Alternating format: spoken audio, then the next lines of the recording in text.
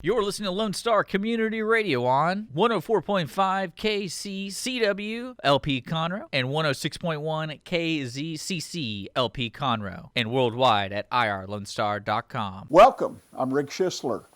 I'm the host of the program. I'm a Silver Fox advisor and also the founder of OneBestConsult.com. The weekly business hour is coming to you from the studios of Lone Star Community Radio right here in downtown Conroe, Texas. The weekly business hour is where Montgomery County and now the entire world can access conversations about business, particularly small business.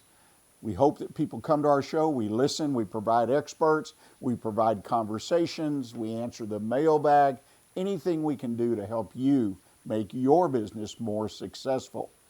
The show today is just jam-packed, so I'm not going to take too long. The first question of the day, we'll save it for next week.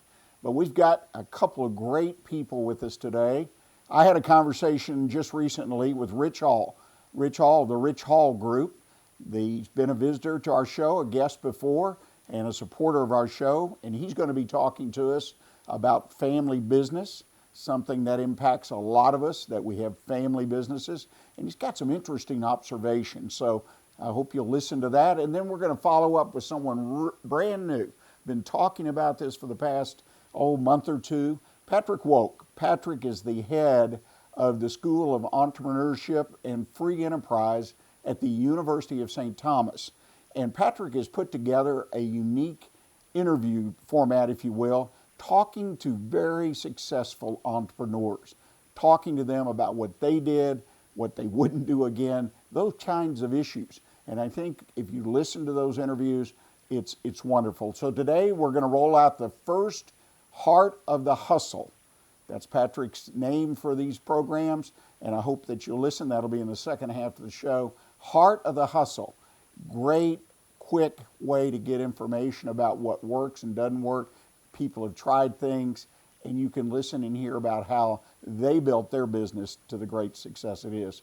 So without further ado, let's listen, if you will, to Rich Hall, the Rich Hall Group, talking about what it takes to make family business a business model that works. Well, good morning, Rich. Thank you for taking time to join us again this year on the Weekly Business Hour. And today I'm really kind of excited because we're going to talk about family business, something that I participated in, grew up in one, currently have a family business relationship with one of our children. So this is a topic that I think is really germane, not only to me, but so many people out there that have or want to have family businesses. So let's start off and talk about what are really, in your opinion, the pros and cons of being in a family business. Well, hey, Rick, thanks again for having me. You know, probably the major factor for me that I've enjoyed working for, we have a family-owned business ourselves, and really working in this area is that you really have control over how you treat your people, how you treat employees, and the culture that you're trying to create. And when you have, an environment where you say, well, you know what, I don't have to adhere exactly to the budget. I've got an employee that's got a problem or an issue. I really want to help them out. Or, we want to go down a different path. You can be more nimble and switch gears. And with that, you have a lot of the control and flexibility that, say, you may not have in other type companies. Yeah, I think there's a lot of advantages to it. And I really think people have to look inside and say, just like I try to counsel my clients, what is it that you really want out of your business? And if it involves things like you're talking about, a family business can really help you reach some of those goals, particularly those personal things that you want to do with the business. So, but on the other side, there's some cons. I mean, let's talk about that. One of the things you mentioned in the wonderful article that you have was the fact that, okay, you bring in particularly a child. I was a child coming into a business that actually my grandparents started, and I was raised in the business. But when you come into business as a young person, or even if you're older, things can kind of go sideways real quick. Yeah, one of the challenges that happens in family-owned businesses is as the business starts to grow, like all businesses, there's certain roles that are needed. And quite often what you look for is, can a family member, fulfill that role versus, and let's say a different kind of business where it would say, who is the right person for that role? How do we recruit the right person? So a lot of times you'll have family members that may grow up, and then if there's a slot, like let's say that we need somebody to do sales because the original owner did it and founder did it all their life. And then now, and I'm going to pick on Junior for a second. Let's say Junior grew up, Junior's got a great personality, and they put him over sales. But is he the right candidate? Does he have the right training? And sometimes you have to overcome some of the, maybe whether it's gaps in training or, just really getting the level of performance where it needs to be. And, that's it on one side. On the other side, you've got a lot of loyalty with family-owned businesses. A lot of the kids grew up in the business. They know it inside and out. They even have the relationships that their, owners had established through all the years. So there's a lot of pros and cons here. And I'm a big fan. It's just, you want to make sure that you run it like a business and not just an extension of the family itself. That is one of the best points. And I commented to you, I think, on an email exchange based on my experience in working with clients in family business. You got to start with the fact that you're running a business. It is a business. And my father used to say, well, business stands on its own. We're here and we have to do, because the entitlement issue it's amazing. We were in a cash business, so we had cash registers. Mm-hmm. And in those days, you wrote a check to get cash. And I was told that when you write a check for $5 or $10 back then, that was significant. You gave it to someone else to cash in the register. You didn't put your hand in the register and start pulling money out, because you're an example to employees, and employee theft was a real issue. So things have to be done a little bit differently. But yeah, see, that's a tough one. It's a good point you bring up, Rick, because we've seen circumstances. For example, if you own the business and you have control, again, ultimately, if you're the owner, you're responsible. So you have control over, what profits, if you want to take profits out of the company, if you want to reinvest in the company, if you want to hire more employees, you have control over that. It's easy for family-owned businesses to start treating the family business sort of like their own personal piggy bank or slush fund. And examples would be things like, oh, well, all the family members need new cell phones, and let's expense it to the company. Or we're going to take a trip and expense that back to the company. And it's not saying that that's wrong, but what you have to watch for is, over time, more and more of that happening, it can then affect the budgets of the company and the financial side. And I really recommend try to keep as much separate as possible. And like you said, good words, run the business like a business. Yeah, just one quick story on that. I actually experienced was involved with a case where family business and the owner, the father and the mother, the father ran the business, had built a good business, but the kids treated it like a piggy bank to the point that they almost forced him into bankruptcy because he couldn't stop it.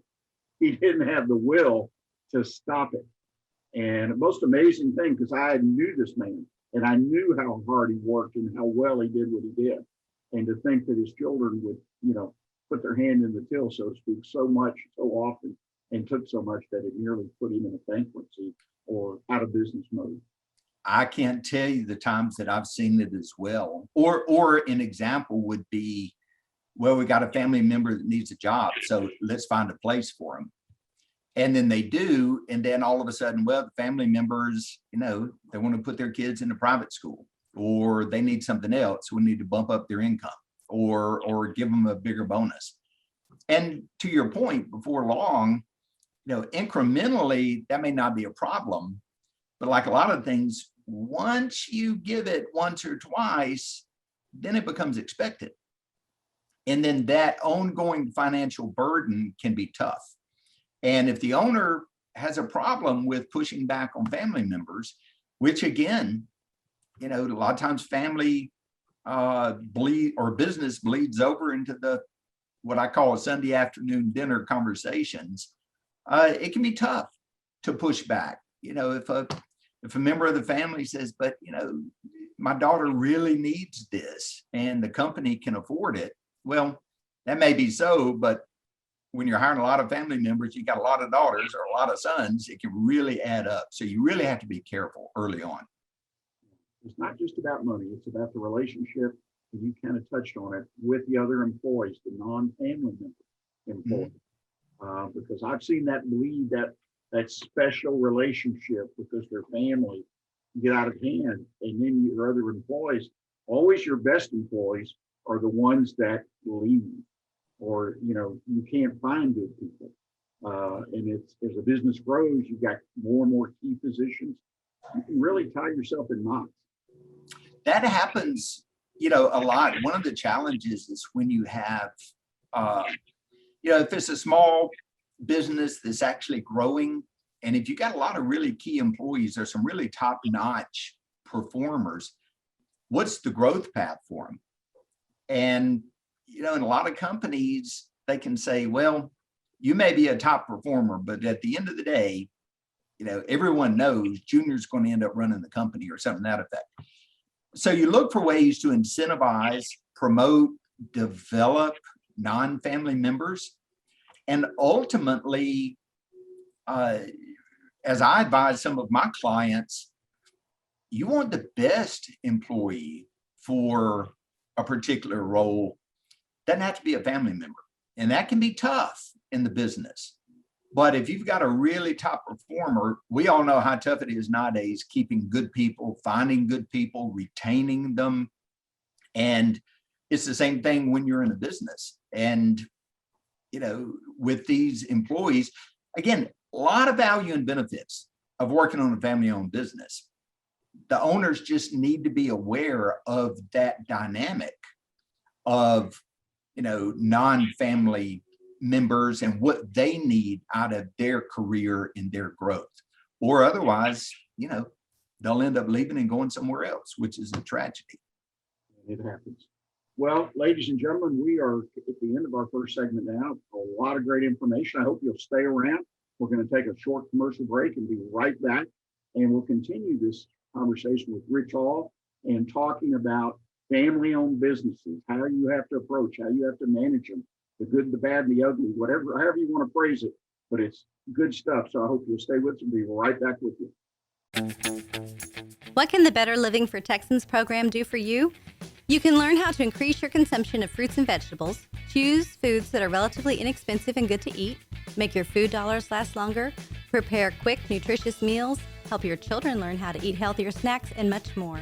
Our program is committed to helping people like you improve your health through providing research-based nutrition education in a friendly, cost-free, and relaxed environment. We are Texas A&M AgriLife Extension, helping Texans make their lives better. Hey y'all, it's DJ Mike from Dance Time in Texas. Join me Monday through Friday at 8 a.m. as I count down the top 10 Texas Red Dirt songs that are packing the dance floor. I'll be featuring local artists and the story behind the hits, shows in the area, as well as new songs that make you want to dance. It's Dance Time in Texas with DJ Mike on Lone Star Community Radio, 104.5 KCZW and 106.1 KZCC, Conroe, Texas, or online, irlonestar.com. Well, ladies and gentlemen, welcome back. We're visiting with Rich Hall today of the Rich Hall Group. He's the founder of that group. He's had an extensive experience working with family businesses and being part of a family business. So he and I share that. And so today we're going to continue our conversation about family businesses and how to successfully maneuver through the various traps that are out there so you can successfully build a family business. Now, Rich, one of the things that you point out is the importance, and we touched on it briefly in our last segment, the importance of the owner and the way they approach or treat the business. Let's kind of expand on that point a bit. Yeah, one of the things that I work with clients on, they'll contact me, the business owners, and they'll say, hey, we really want to grow the business, or we've had stagnant sales, and maybe we need to make some changes. Maybe and people use this word a lot, maybe we need to pivot into other areas, right? And the first thing that I work with the owner on is, are you truly committed to the success of the business and the impact of what you're trying to accomplish? Okay. And I'll tell you why, because on the surface, everyone says, yes, because I want to grow and I want to get the benefits from it. But here's a reality. A lot of times when you make changes, some of those changes may be that some of the family members need to change or need to grow. Or I've had circumstances before that's been really tough where a family member may need to leave the company for a while. And the worst thing is to pay a lot of money to start initiating change, or maybe bringing somebody in to help with it. And then when it starts to get painful, the owner says, oh, you know what? I believe in most of what we're doing, but this over here is a little bit painful. I'm not going to do it. And then they back off. And when that happens, it starts to fall apart. So it's really, like we've talked about, balancing the family, balancing the business. And then if there's substantial change or growth you want to accomplish, the owner has to be committed all the way through before starting, or otherwise it just won't happen. It won't be successful. And it's again back, and I mentioned it before, and I guess I really would hope people get the point, if nothing else, from my perspective, of deciding what you want to do with the business. What do you want out of your business? Well, I want to retire. So but there's other things culturally, like you mentioned, and this is what it's all about. And now you've added the idea of a family member or members being part of your business. And what is it that you're hoping to achieve with that, call it model, that business model, particularly to the family? And I 1,000% agree with you that you got to make those decisions, or you're going to end up not where you want to be, for sure. And it may end up being a catastrophe, because I've seen that happen as well.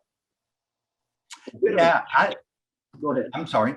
I actually had an example where I was working with a family-owned business, and one thing I noticed right off, it was a very laid-back culture, and they wanted to grow, wanted to build out the company.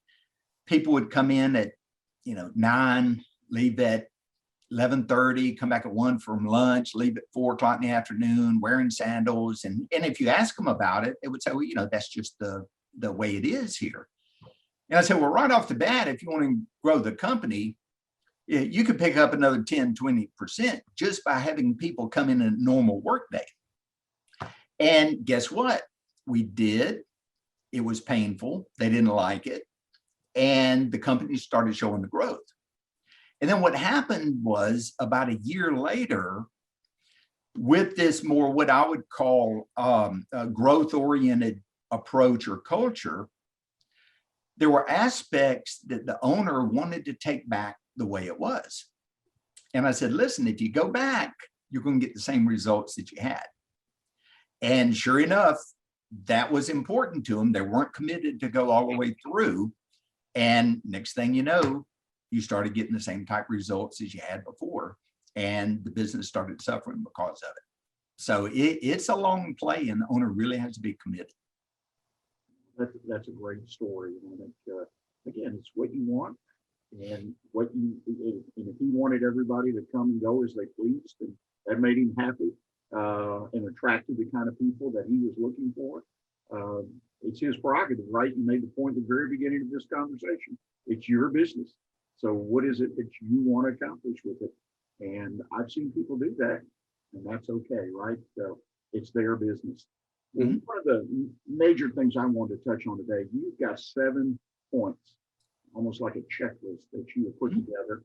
And I want to take the remainder of our time today, if possible, to kind of go through those 7 points that I think really make it crystal clear if you look at them in total, but look at each one and understand what that issue is and how to deal with it. So why don't you lead us through that discussion on a point-by-point basis? Sure. Well, I'll go ahead and share the screen with the audience here, and so we can walk through. And it's really about, what I call the 7 steps to ensure the family business runs like a business. And we'll go through each one real quick, and we'll have a reminder at the end, but there's more information that Rick can share and we can share for further details. Number one, everyone has a job they're accountable for. Okay, and what do I mean by that? I've seen family businesses where, let's say, the spouse loves to drop in on meetings. And a problem with that is, even though they may not have a specific title, they're still a spouse with the owner, and it can be very disruptive to meetings. You may have to stop what you're doing, get them up to speed, etc. So number one, I say, is make sure that everyone, that if they're associated with the business and they're part of the family, they have a job that they're accountable for. Another approach that's quite common is, we talked a little bit earlier about perhaps family members that maybe had roles in the company but didn't have a lot of experience outside of the company. And you'll see that a lot of experts, including myself, would agree that it's not a bad thing for them to go work somewhere else for a few years. Have the experience of working for, say, a tough boss or a demanding boss, or somewhere they're really held accountable for delivery. That's great experience that they can then bring back to the family itself, and helping run the business that maybe they wouldn't have otherwise. One thing on your number 2 point that I would, in the back of my mind, is very important, because I've come across this several times, and the fact that when you bring family, particularly your children or young people, in other words, people that haven't had business experience, to work for someone else, if nothing else, gives them an idea of what business is about, not just classes in college or whatnot, but gives them an idea, so that when they come into business, they hopefully won't be so critical of this, or they won't recognize this or that. A year or two working somewhere else, or a couple places or whatever, it's just excellent experience. Because if they come right out of school, a lot of times they may have held a job after school, that kind of thing, but they really don't understand the dynamics of business, and it slows down their growth and their opportunity to be a real contributor. See, that's a great point, Rick, because, if you take a family member that says goes through college, graduates, and then comes into the family business, all right, they've never experienced that dynamic of performance equals, say, job security, right? They always, okay, I'm going to work for the family business, and okay, I can sort of do what I need to do, or I do what I may want to do, excuse me. Whereas if you work for somebody else, your livelihood is directly correlated to your performance for the job. Now, you may have money, or the family may have money, but whether or not you come to work every day and your performance there, you really have to earn it. And that's a special lesson, because when you go to work for a family-owned business, even if you're a family member, it also helps you understand the perspective of the non-family members that they're going through.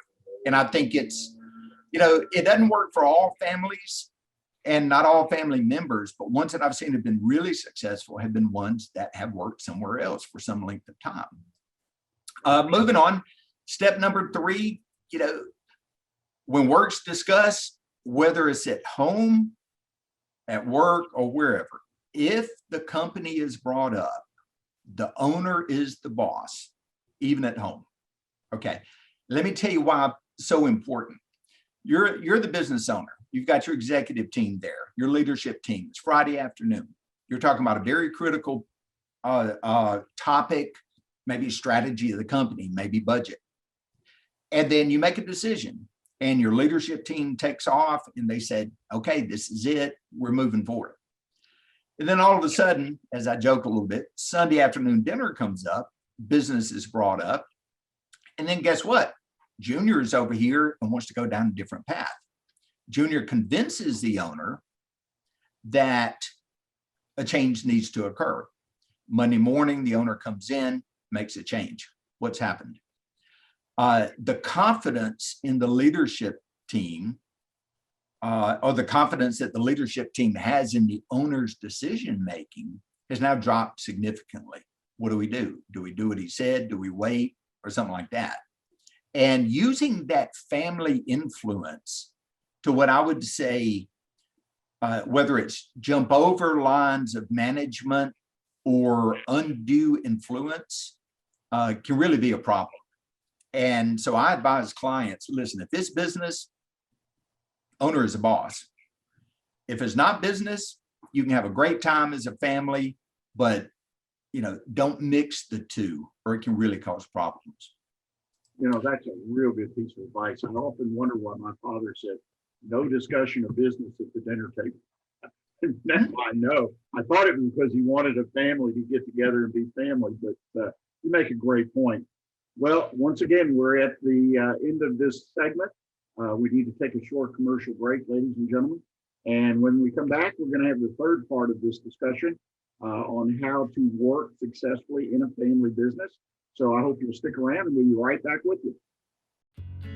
Did you know there are more than 790 abused and neglected children currently in foster care in Montgomery County? Will you help make a difference? I'm Allie Stevens with Casa Child Advocates of Montgomery County. We train and support volunteers to be the voice of children in the foster care system.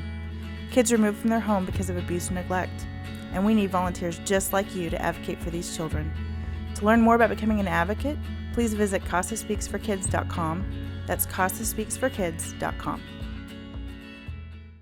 The Texas A&M AgriLife Extension Service has been dedicated to educating Texans for over a century. In 1915, the Extension Program was established under the federal Smith-Lever Act to deliver university knowledge and agricultural research findings directly to the people. Ever since, AgriLife Extension programs have addressed the emerging issues of the day, serving diverse populations across the state. Texans turn to Extension for solutions in horticulture, agriculture, 4-H and youth, and family and consumer sciences. Extension agents respond not only with answers, but also with resources and services that result in significant returns on investment to boost the economy. Join us Fridays at 1 o'clock for the AgriLife Extension Hour.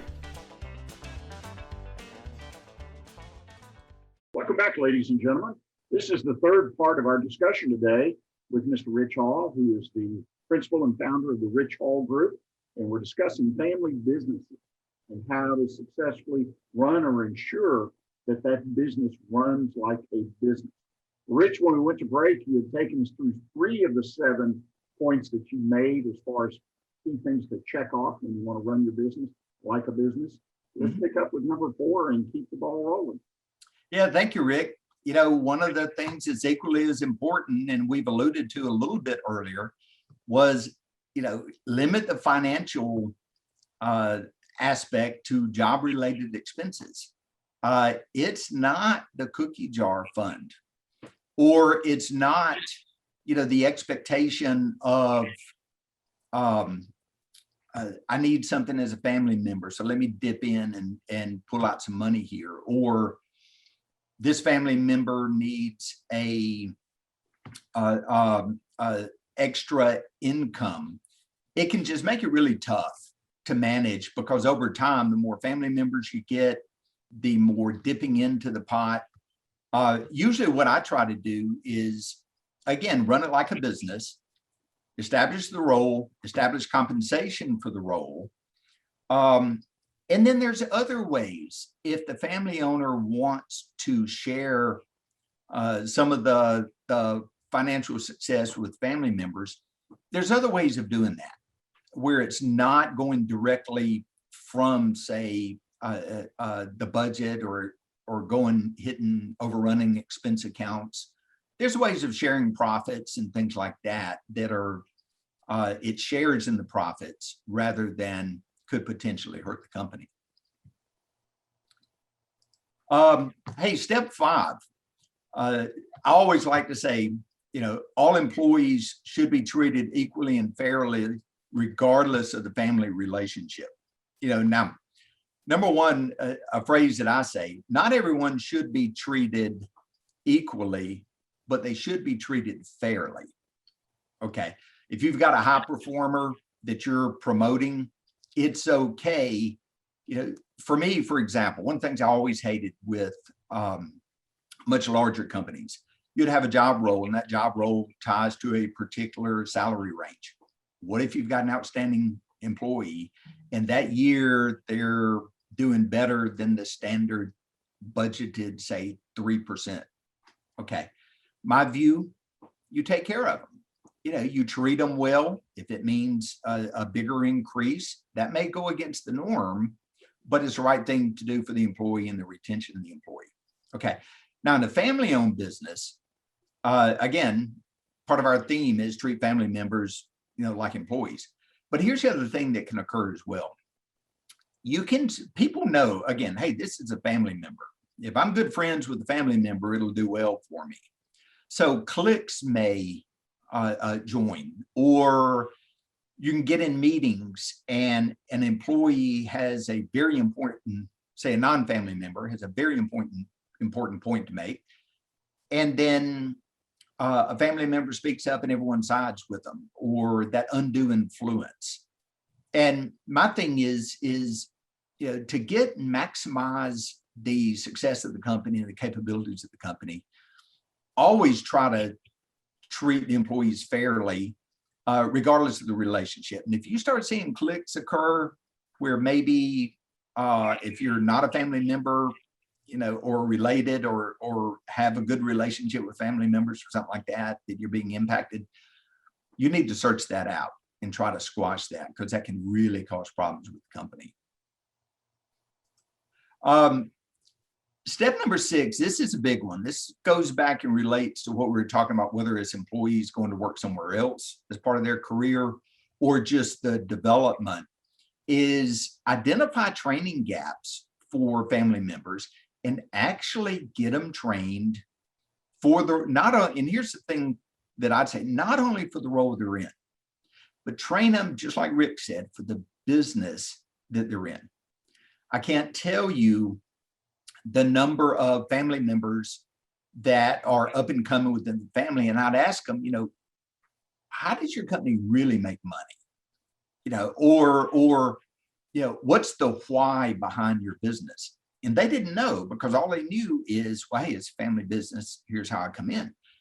And then at some point, the owner is going to want to transition in life. It could be to exit the business and pass it on to the kids. It could be to sell it out.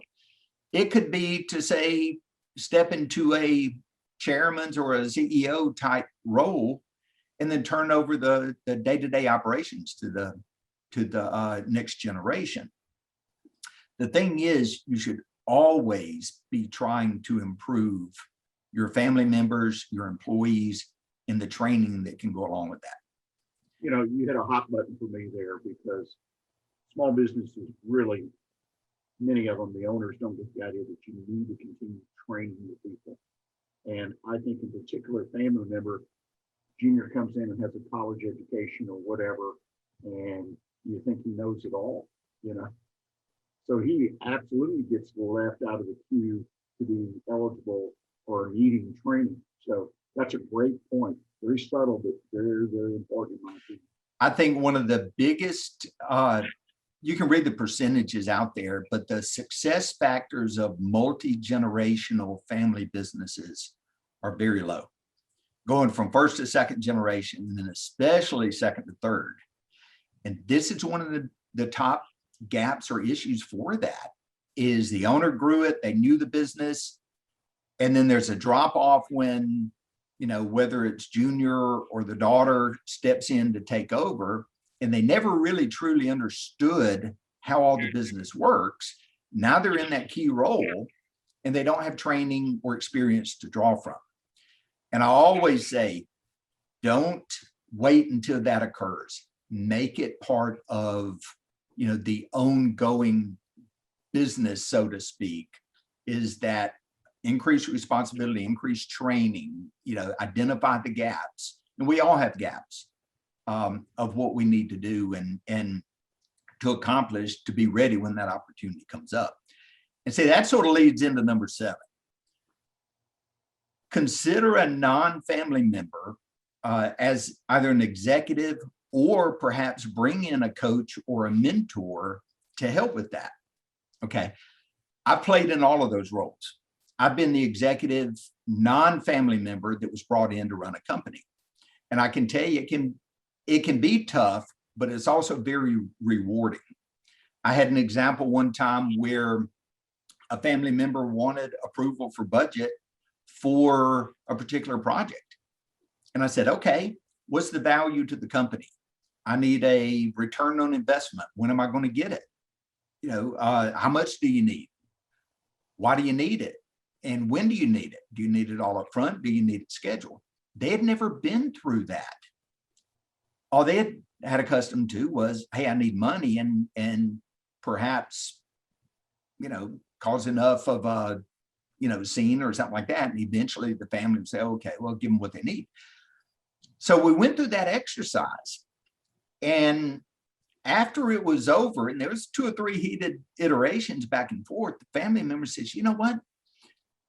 I see exactly now what you're talking about. Why would we spend the money if there's not a payback? Or maybe we balance. Or, you know what? What if I don't spend money in this area over here? Can I take part of that budget and apply it over here? Now they started thinking like a business person. And even though it was painful at first, they came back later and said, now I understand more about how to run the business. Now, it can be tough as an outsider.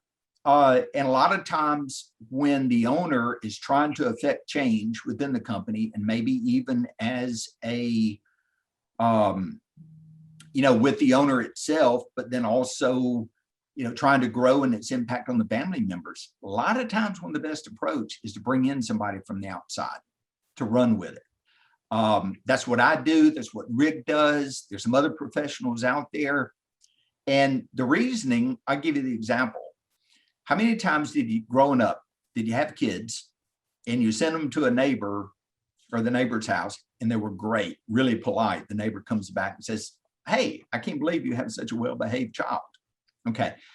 A lot of times kids have become conditioned where they may not listen to a parent because they think of it as being critical. Whereas a professional from the outside can come in and really, whether it's mentor, be available. Because I know one of the biggest successes I had seen was as a coach to a family member, when they would run into situations they weren't quite sure about how to handle, their natural instinct was to bully their way through it. I'm a family member, I should have my way, I should be able to do this. Instead, we replace that with, hey, you have access to a resource that when you get into a situation where you're not quite sure about, pick up the phone and call your mentor or call your coach and talk through it.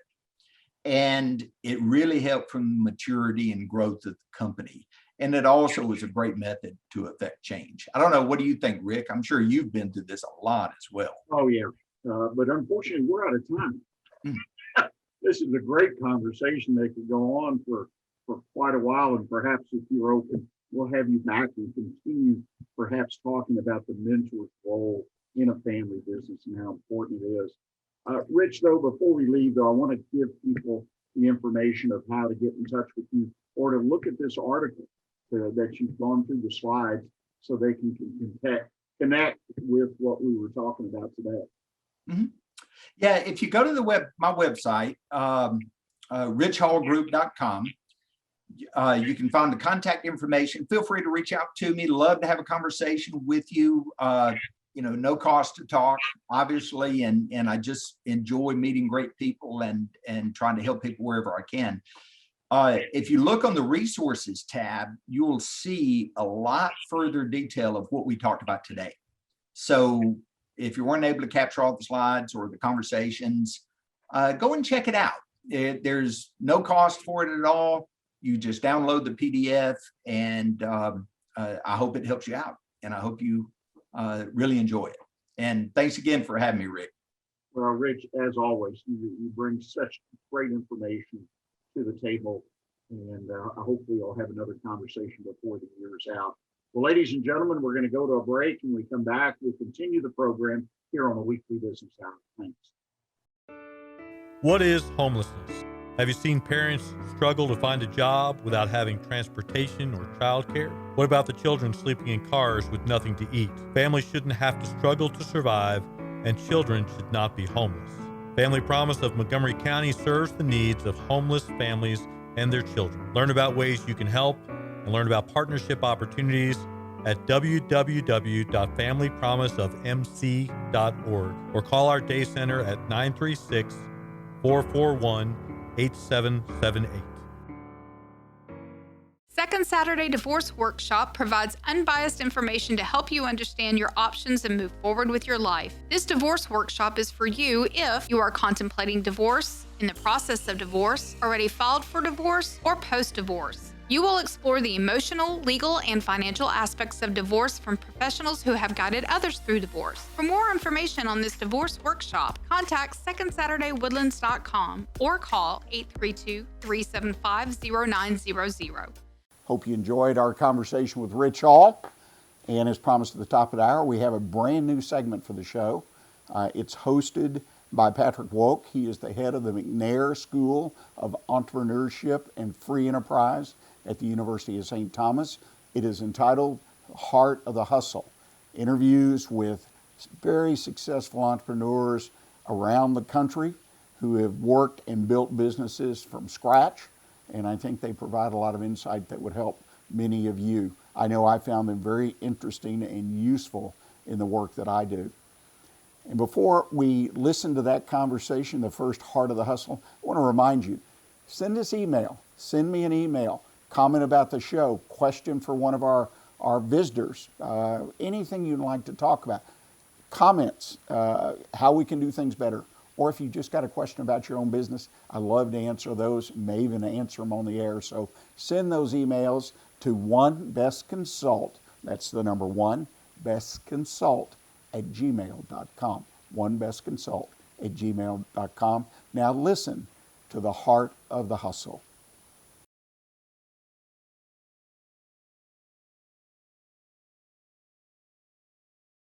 Hello, my name is Dr. Patrick Woock, and I will be the host today on The Heart of the Hustle.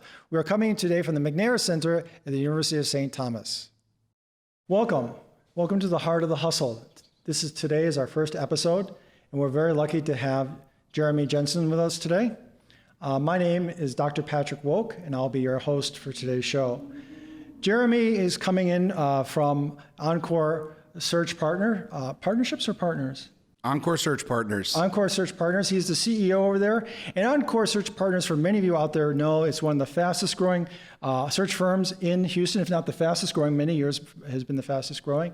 One of the largest search firms in all of Houston, if maybe not even Texas, right? And he's won many awards from Inc., local magazines and such, as one of the fastest growing and best businesses to work for. In fact, you won a couple awards in regard to one of the best places to work for. 3 years in a row. 3 years in a row. So if you're looking for a job, apply to Jeremy. We're hiring, absolutely. There you go. There you go. That being said, it's nice to always look back at the accolades, the things you're doing. It would be also good to hear a little bit about, your business and the future plans. We were talking a little bit earlier on about your future plans and about kind of like where you're at in your business. So maybe you could tell us where your business is at this time and where you're looking to go maybe like 1 or 2 years in the future. Absolutely. Well, thank you for having me on. Such a pleasure to be here. I know we've had an opportunity to work on a few things in the past, and I love the students here at the entrepreneurship program. So Encore Search Partners, we're a 27-person executive search firm in Houston. We're pretty much experts in about 4 different verticals. And so that includes wealth management recruiting, law firm recruiting, oil and gas, and then also industrial. And so when you look at what we're looking to accomplish on the horizon, we want to eventually diversify into recruiting in the public accounting space, the investment banking space, and then also engineering consulting. And so started the firm back in 2013. Last year, a little bit of a down year due to COVID. Companies were laying off instead of hiring, but we still did about $5.5 million in revenue on about 150 transactions. And for your entrepreneurship students, they'll be glad to hear we did about 30% EBITDA on that. So to give you some insight into how lucrative the professional services industry can be. Very impressive, very impressive. And I'm sure it's really nice to look at it today, but when we look back, at the early beginnings, those starting times, let's tell us a little bit. Let's go back in time a little bit to those early days when you're first starting out. How did Jeremy start out in this industry? Where did it begin? I think we're all very interested in hearing that story. Sure. So funny story, and I'll try to keep it brief, but I was 24 years old, working for a $50 million pipe valve and fitting distributor, working directly for the CEO. My base salary was about $60,000. My fiance at the time was a petroleum engineer at BP, making about $99,000. And so here I was, newly engaged, and I had this macho man complex at 24 years old to where I needed to make more money than my wife. And so I went into my boss's office. I said, Bob, I want $100,000.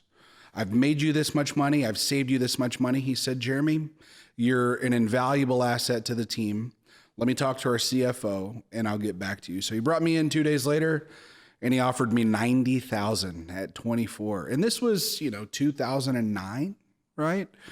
And I accepted it, but then it permeated a little bit and I decided to resign 2 weeks later in order to start my own firm. And so I will say that it was the macho man complex, meaning that I needed to make more money than my fiance, that inspired me starting my own practice. That's an amazing story when we look back at at the macho man. Yeah. Is there when you look at your family or the way you were growing up, is there anything that really kind of that initial spark or something that did you know that you were going to be an entrepreneur later in life? And do these amazing things that you do today? Sure. So I wouldn't say that I grew up wanting to be a business owner. To be quite honest, if you would have asked 9-year-old me what I wanted to do, I would have said I want to be the CEO of Coca-Cola. At the time they had the polar bear commercials where they were going through the ice, and Coca-Cola was all about branding and marketing, and it really resonated with, childhood me. And so I always knew I wanted to be CEO. Unfortunately, and again, I shared this on the last time that we did a Zoom meeting, I never finished my bachelor's degree at University of Houston. And that's one of my life's regrets. I started making six figures when I was 21 years old and then eventually went into a different arena where I had to rebuild at 23, 24. And then at 25, I was making six figures. And so I never went back. But I think that if your life's dream is to be a CEO, and you don't have a clear path to do that in corporate America, the easiest way to accomplish that is by starting your own business.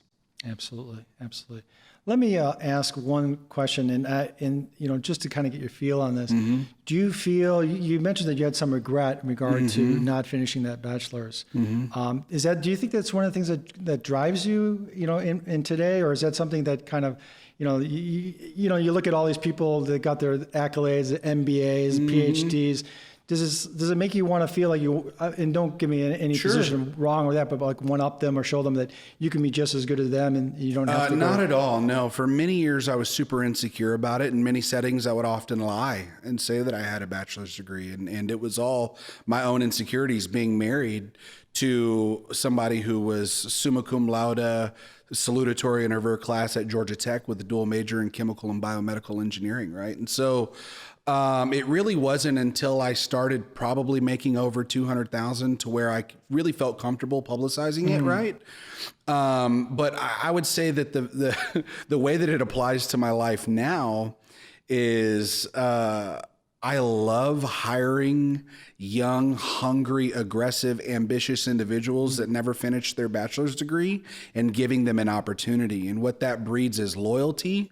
And not to say that if you get your degree, you have a lack of loyalty or work ethic, right? But, I'm less exposed to those individuals getting recruited out of the organization because so many different employers mandate having a bachelor's degree at the very least. So I actually love giving opportunities to people that don't have degrees. And we're about 50-50 on whether you have a degree or not at our firm.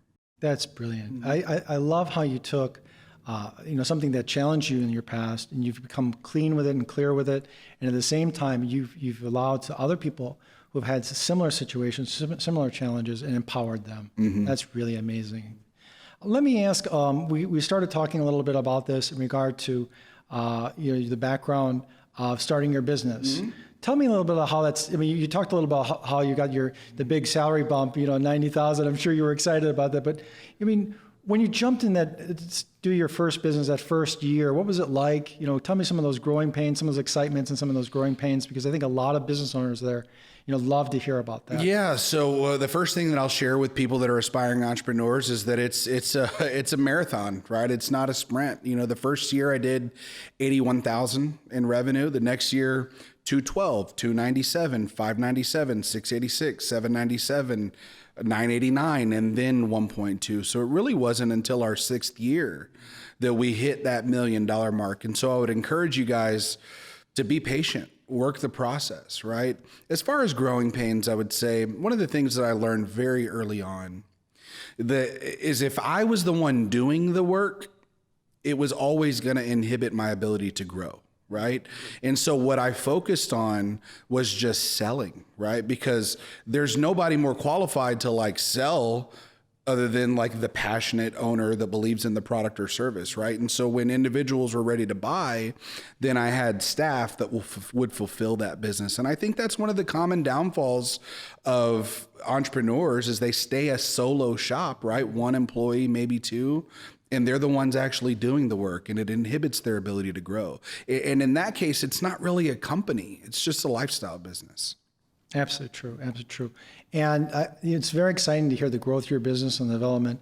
And, as an entrepreneur, previously a serial entrepreneur, I understand a lot of the challenges. And one of the things that, was always a challenge or difficulty for me is the things that you have to give up in order to be successful. When you look back at the things that you had to give up, or maybe the things that were taken from you, what are the things that you look back that you're regretful for, or maybe that maybe you want to change in the future? Sure. What are those things that have been? Yeah. So we're operating with a finite number of time in this slot right here, and so I could probably talk for a couple of hours on that. But one of the things that I'll share very briefly is I was married to the love of my life for 9 years, and I've been married to my business for the last 11 years. Okay. And so, obviously business took somewhat of a precedent in my personal life, even over my wife, my children.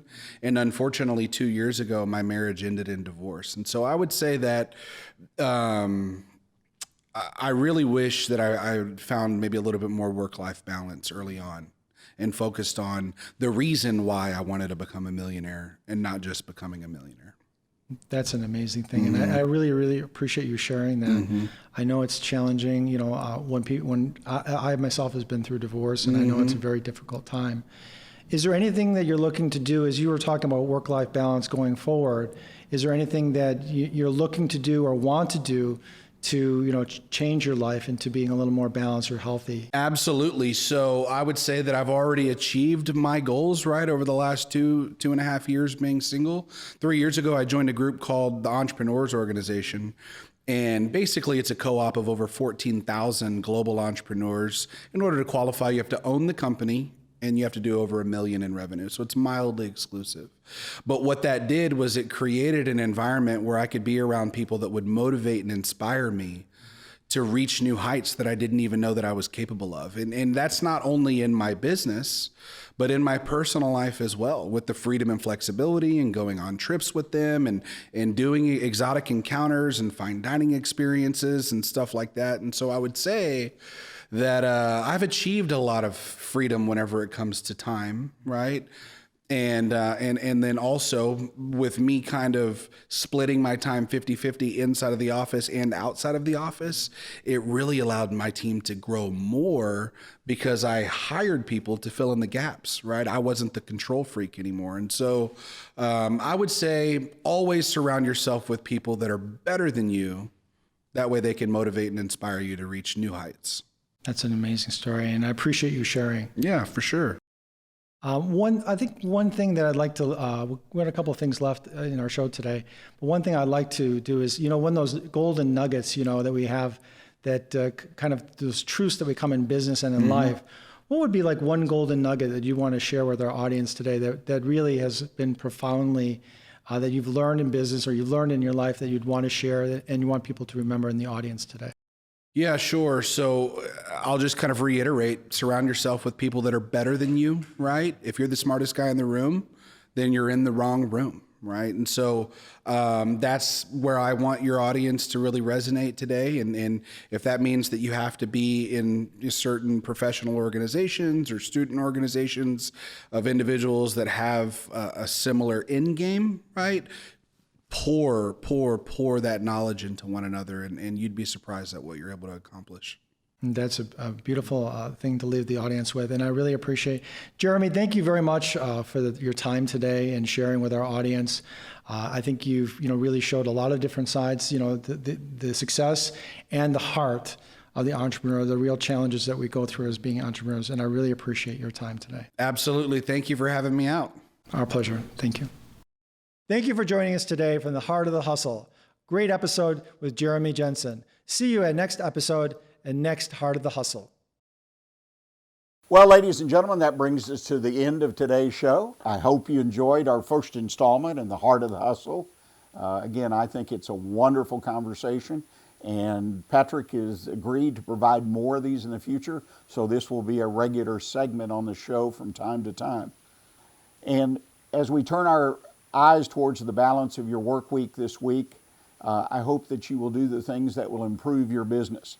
I hope that you will join us again next Monday at 11 a.m. right here on Lone Star Community Radio, available on Facebook Live, available throughout social media. If you can't make it, then I encourage you to look for the recording. It's posted on the Wednesday following the Monday show, and it's out there on social media. Go to the Weekly Business Hour page at Facebook, YouTube, on our website, onebestconsult.com, or right here at the station's website at irlonestar.com. So thank you again for joining us. I hope you'll come back next week. We have a wonderful guest that we recently had a conversation with. And until next week, as I said, be sure to keep your focus on what counts in your business. Thanks.